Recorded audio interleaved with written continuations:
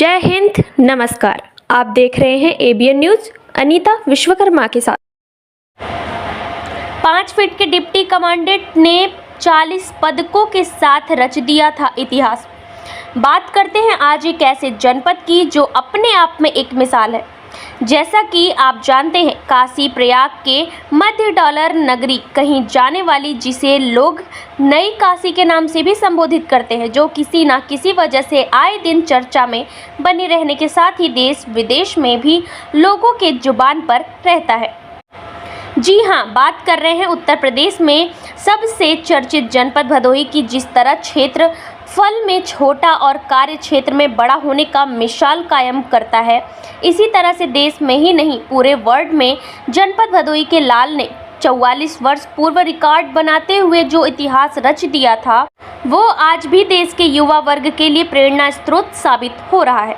बताते चले कि पूरे विश्व में सबसे छोटा डिप्टी कमांडेंट बीएसएफ फोर्स और मैराथन के प्रतियोगिताओं में कुल 40 पदक अपने नाम करने वाले जनपद भदोही के लाल मुरलीधर NIS, जिन्होंने राष्ट्रीय व विश्व स्तर पर 20 गोल्ड, 11 सिल्वर, 9 कांस्य पदक जीतने का एक ऐसा रिकॉर्ड बनाया है जिसे तोड़ पाना तो दूर, 44 वर्षों बाद भी कोई छू तक नहीं पाया। महज 5 फीट के छोटे डिप्टी कमांडेंट ने पद से रिटायर होने के बाद वरिष्ठ समाजसेवी के रूप में समाज की सेवा करने के साथ ही राजनीति में भी अपनी एक अलग पहचान रखते हुए बीते दौर के साथ आज के प्रवेश पर उन्होंने क्या कुछ कहा, सुनने के लिए आइए रुख करते हैं भदोही की ओर। देखते हैं राष्ट्र की बात राजेश तिवारी के साथ। नमस्कार, आप देख रहे हैं एबीएन न्यूज। मैं राजेश तिवारी भदोही से। लोकसभा चुनाव 2024, जहाँ की सभी समाजसेवी, देशभक्त और देश के लिए, राष्ट्र के लिए कुछ न कुछ योगदान करने वाले चुनाव में भागीदारी करना चाहते हैं, अपनी अपनी राय रखना चाहते हैं। और इसी संबंध में, इसी सिलसिले को देखते हुए आज हमारे बीच में एक ऐसे शख्सियत बैठे हैं, ऐसे शख्स बैठे हैं जिनसे आपकी मुलाकात हम कराते हैं। ये कद में तो छोटे हैं, कद इनका जितना छोटा है, पद इनका उतना ही बड़ा है। आइए हम इन्हीं से जानते हैं इनका पूरा परिचय। एबीएन न्यूज चैनल के जरिए आप सभी प्रिय जनता को मेरा प्रणाम, नमस्कार। और बाकी मैं आज जो चैनल के जरिए जो संदेश देना चाहता हूं अपने जनता को, और सही सटीक जो देखा हुआ, आंखों देखा हुआ, हम किसी को कहा या कहने पे या किसी के ये कहानी पे हम नहीं बात करते। हमने जो प्रैक्टिकल देखा, जो आंखों देखा, सच्चाई देखा, वही आज हम बयान करेंगे और सच्चाई सबकी बताएंगे, जैसा पूछा जाएगा, जैसा होगा। सर्वप्रथम आप अपना पूरा परिचय दे दीजिए। मैं, जैसा कि आप लोग जानते होंगे, सुने होंगे, मैं 5 फुट का जरूर हूँ, लेकिन बाबा भोलेनाथ के कृपा से आज पूरे विश्व में जो अपने समय में तहलका मचाया था, विश्व मैराथन पदक विजेता, deputy commandant border security force, अब रिटायर होकर समाज सेवा, और कई ऐसे रिकॉर्ड इतिहास बनाए हैं जो कि शायद ही कोई तोड़ पाए। जैसे अभी छोटे कद में अब आप देखें कि 5 फुट का कमांडो क्वालिफाई करने वाला, 5 सबसे छोटा कमांडो क्वालिफाई करने वाला पूरे वर्ल्ड में पहला व्यक्ति हूँ। एक पोलैंड के 5 फीट 3 इंच के, मैं पहला व्यक्ति हूँ। 40 मेडल राष्ट्रीय और अंतर्राष्ट्रीय पे जीता हूँ, जिसमें 20 गोल्ड, 11 सिल्वर, 9 ब्रांच हैं, और कई ऐसे इतिहास बनाए हैं, शायद ही तोड़ें। मैं कोशिश करूँगा हमारा रिकॉर्ड लोग मेहनत करें, तोड़ें।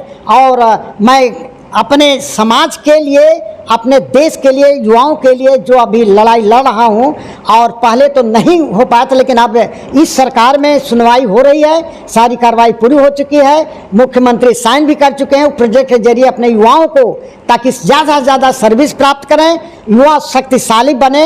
उसके बारे में मैं अपना प्रोजेक्ट के जरिए चलूँगा। चुनाव खत्म होते ही मैं अपना लग जाऊँगा। जैसा कि आपने बताया कि बॉर्डर फोर्स में भी आप रह चुके हैं और बॉर्डरों पे भी गए हैं, आप कश्मीर भी घूमे होंगे, सैनिक के बीच में भी गए हैं। तो पहले वहाँ के हालात क्या थे और अब वहाँ के हालात क्या हैं? अब अगर सही मायने में वहाँ की हालत जो देखा कश्मीर का, जो 90 के समय में जो इतना बुरा हालत, हम लोग जैसे नहीं आज एक जो अगर सच पूछा जाए तो कांग्रेस या सपा वाले क्या उस समय नहीं देखे थे, नहीं जानते हैं? ये इतने देश के प्रति, हमारे सैनिकों के प्रति इतना दुर्व्यवहार, इतना माने अंदर से रखते हैं। अब आप देखें, हम लोग हिंदू हैं, हिंदू की बहुत बेटियां सरेआम कश्मीर में उनके इज्जत तो लूटने, स्तन तक काट करके, एक दो नहीं हजारों मारे गए हैं। क्या इन लोग को पता नहीं है कश्मीर माने विहीन कर दिएगा, हिंदू पंडितों से कश्मीर विहीन कर दिया गया और आज हम उन्हीं का पूजा कर रहे हैं, उन्हीं का हम सेवा करने, उन्हीं के आगे पीछे घूम रहे हैं। अरे शर्म आना चाहिए हमें। अगर खून में जरा सा भी रग में खून का, सही खून का वो हो तो हमें शर्म आनी चाहिए। इनको बदला लेने का यही समय है, जो हमारे हिंदुओं को कटवाने का, मरवाने का। 1 लाख नहीं, 2 लाख नहीं, 5.5 लाख हिंदू वहाँ से भाग के इतने आराम से कश्मीर खाली नहीं किए हैं, इतना आलीशान महल को खाली करके भागे हैं। अरे हमारे हिंदुओं जागो, पंडितों ब्राह्मणों जागो। वो जितना अत्याचार हुआ है क्यों नहीं आप माने भूल जा रहे हो? अपने बहु बेटियों का हमारे हिंदुओं पे इतना अत्याचार हुआ है, इतना कम को थोड़ा भी याद करो।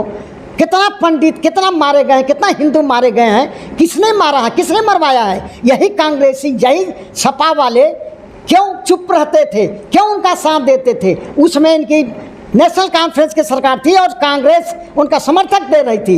हम लोग वहाँ आज 50 मिनट दूर से, अमेरिका जैसे रसिया दूर से, वहाँ से भागे चले आ रहे हैं। बॉस हाल बता, बॉस बोल रहे हैं, बड़े बड़े शासनाध्यक्ष पैर छू रहे हैं, लेकिन हमारे अनभिज्ञ ऐसे हमारे लिए एक देवता आदमी है, उसको शब्द से नाम नहीं लेते हैं। अब बताओ हमारे ये नेता कितने बिगाड़ रहे हैं, हमारे देशवासियों को कितने नष्ट कर रहे हैं। इतना अच्छे आदमी को भी पहचानने में लोग गलत कर रहे हैं। जी जी,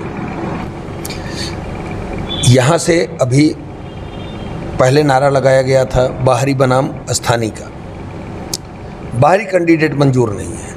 जैसा कि डॉक्टर विनोद बिंद हों या टीएमसी से यहाँ चुनाव लड़ रहे ललितेश त्रिपाठी जी हों, दोनों जन बाहरी हैं, तो किसका चुनाव करना चाहिए? अब ये देखें, पहले तो आदमी देखना चाहिए कि आदमी कैसा है, कल काम आएगा, किस में आएगा, क्या आएगा, उस पर ध्यान दें कि आदमी कैसा है। सरकारें या अपना ये पार्टियां तो बाद में, पहले कैंडिडेट को देखें। आप देखें डॉक्टर विनोद बिंद जैसा कोई अगर है तो मैं जो कहें वो मैं मान जाऊंगा। डॉक्टर विनोद के बारे में मैं 9 साल से लगभग अच्छी तरह से जानता हूँ। इतने सरल, इतने सभ्य, इतने मानवतावादी, गरीबों का साथ देने वाले, और डॉक्टर के नाते हर जाति धर्म के देखा वहाँ उनके यहाँ जा रहे हैं, इलाज करवा रहे हैं। कितने तरीके से माने लोग दुखी होकर जाते हैं, माने परेशानी हालत में, बिना पैसे जमा किए। माने वो ये नहीं देखते कि और की तरह है माने पैसा जमा करूं। ये डॉक्टर ऐसे हैं, पहले इलाज शुरू कर देते हैं, उसके बाद पैसा जो दे सकते हैं, जितना दे सकते हैं उतना लेते हैं। जी जी जी, जैसे कि आप कह रहे हैं बहुत सरल स्वभाव के हैं, बहुत अच्छे कैंडिडेट हैं, तो ये तो आने वाला समय ही बताता है सबको। जिनके बारे में आप बात कर रहे हैं, जो टीएमसी के यहाँ उम्मीदवार हैं, जो उम्मीदवारी कर रहे हैं, जो गठबंधन से जो चुनाव लड़ रहे हैं, उनका भी दावा है कि भदोही हमारे पूर्वजों की देन है। हमारे पूर्वज यहाँ पे बहुत सारा सब कुछ किए हैं। उनके पूर्वज राजनीति से जुड़े हुए थे। उनका कहना है कि किसानों से लेकर के मजदूरों तक के लिए सारी सुविधाएं उनके पूर्वजों ने दिया है।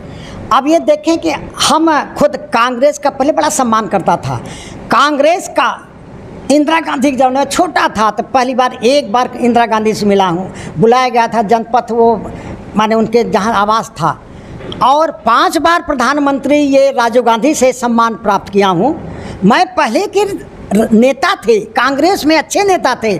शुरुआत में सुभाष चंद्र बोस से लेकर ऐसे ऐसे कांग्रेसी नेता थे, लेकिन आजकल कांग्रेसी नेता वो अब नहीं रहे। राजीव गांधी जी की बात आप कर रहे हैं, उन्हीं के लड़के तो हैं राहुल जी। राजीव गांधी तक, राहुल जी तो उन्हीं के लड़के हैं। राजीव गांधी तक कांग्रेस के नेता थे। अब देखें सुबह क्या बोले, शाम को क्या बोले, पता ही नहीं। आज राजीव ये अपना अभी जो नेता है, दोनों जोड़ी जो है, इनके बारे में विरासत पे विरासत राहुल गांधी को आप नहीं मानते? हम नहीं मानता, इसलिए इन्होंने हमारा देश का, अभी अमेरिका में गए थे, हमारे देश की बुराई करने का ये प्रधानमंत्री लायक हैं। हम सैनिक लोग हैं, सैन्य दोनों सेनाएं, दुश्मन देश चाइना हमारा आमने सामने सेनाएं डटी हैं। अब ये चुपके चुपके दुश्मन देश के राजदूत से किस लिए मिल रहे थे, क्या हमारी खबरें दे रहे थे, क्या क्यों माने जो हमारे देश की चीज़ें आप क्यों अकेले मिल रहे हैं, कौन होते हैं मिलने के लिए? और हमारे सेनाएं, हम लोग उनको माने हमारा नुकसान करते हैं। प्रधानमंत्री ने बोला घर में घुस करके मारना है, अब मारे जो है, फिर बोलते हैं तो ये जा करके पत्थरों में बम गिरा के आए ये वो। अरे हम 40 के बदले 400 मार के आए। तो हमारे जवानों का, हम लोग का हौसला बढ़ाने के बजाय हम लोगों का ही, हमारे हिंदुओं, हमारे सैनिकों के क्यों ये पीछे ये लोग पड़े रहते हैं? गठबंधन ना करो। डॉक्टर विनोद कितनी अच्छे को छोड़कर मत जाओ कहीं। और प्रधानमंत्री देवता स्वरूप जो हमारे सब कुछ त्याग करके हमारे सेवा के लिए, देश की सेवा के लिए, देश को शक्तिशाली बनाने के लिए आज इतना परित्याग कर रहे हैं, इतना लड़ रहे हैं, खाना से लेकर भोजन से माने पैसा से लेकर रोड, बिजली, पानी, क्या नहीं चाहिए, क्या देर, कितना दे रहे हैं। अब कुछ ऐसे तुच्छ विचार वाले जो बोल रहे हैं कि ना क्या किए, क्या नहीं चाहिए। ये रोड देखो सामने, क्या कभी 2 लाइन से 8 लाइन कभी हुआ था? इतना बिजली गिर रही होगी, कितना घर गांव में। अब कैसे 15 घंटे बिजली आ रही, पहले 3 घंटे कैसे बिजली मिलती थी? क्यों नहीं किए? आप कह रहे हैं कि सरकार मोदी जी की बनाई है फिर से, और विपक्ष कह रहा है कि मोदी जी की सरकार बनेगी तो संविधान खतरे में आ जाएगा। अच्छा बताओ कौन सा संविधान, आप तक 10 साल थे, कौन सा संविधान खराब किए?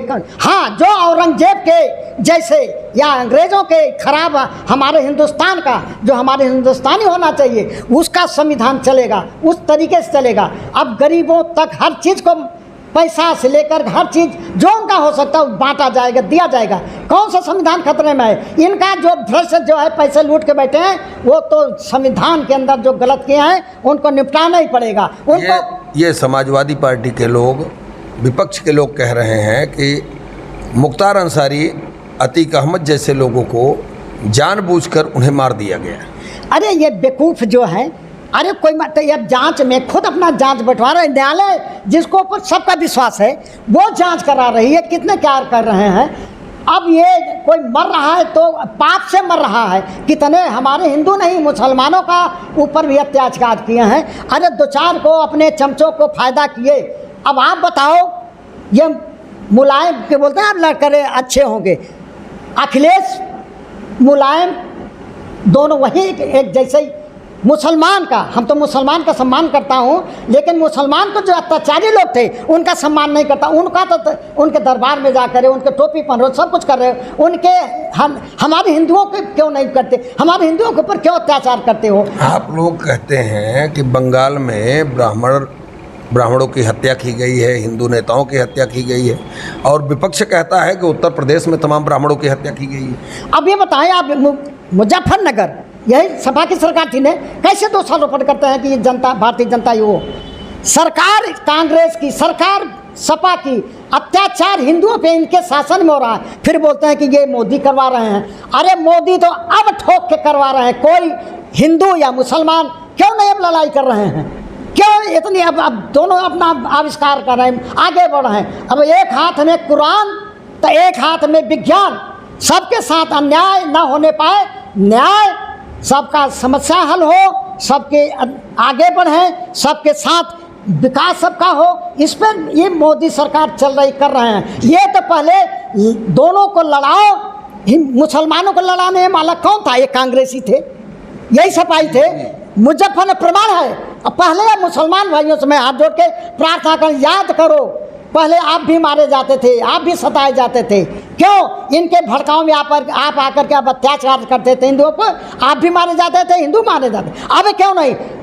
मुलायम सिंह या चाहे ये एक कांग्रेसी नेता हो, राहुल हो या हो, हमारे देश का कहीं भी दे करके हमारे हिंदुओं का, हमारे जो संस्कार हैं, हिंदुओं के ऊपर अत्याचार हो तो मौन हो जाते हैं। इन्हीं के आदमी उल्टा सीधा बोलते हैं, कुछ भी बोलें तो ये चुप क्यों रहते हैं, माने हमारे विरोधी हैं। मेरे हिंदुओं खासकर ब्राह्मण जाको, आपके साथ कितना अन्याय हुआ है।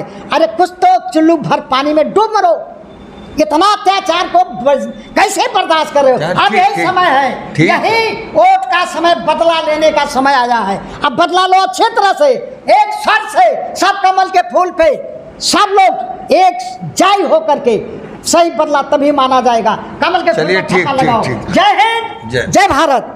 जय हिंद, जय भारत। नमस्कार।